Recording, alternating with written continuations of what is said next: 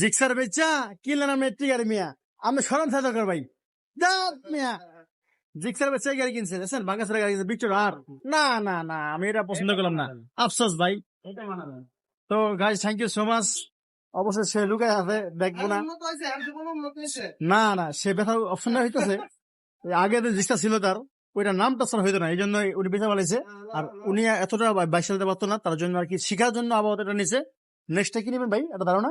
R15 R15 নেবেন? আর GSX-R দুইটা দুটা নেবেন একসাথে দিলে কি লিগা?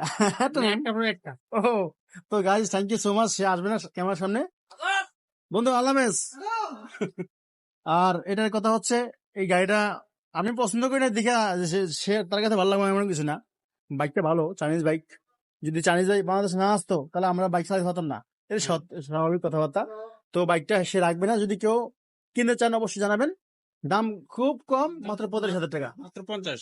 না না, 45,000 টাকা দাম ঠিক আছে ভাই, কেন আপনি দাম বাড়াচ্ছেন? ঠিক আছে, বেচবেন যখন তখন তো আপনি আমার নাম্বার বলেন। নাম্বার দেওয়া লাগবে? হ্যাঁ অবশ্যই। 01952803392। তো গাইস এই নাম্বারে ফোন দিবেন, তাই এই বাইকটা পাবেন। বাইকটাও সুন্দর আছে আলহামদুলিল্লাহ, একদম। সে আবার স্মার্ট লোক, তো বাইকের পরিপূর্ণভাবে রাখে সে, একদম ওয়াও মডেলের বাইক এটা। আপনারা যদি চান অবশ্যই এই নাম্বারে ফোন দিবেন, তাকে জ্বালাইবেন, আমার জ্বালাইবেন না, রিকোয়েস্ট করলাম।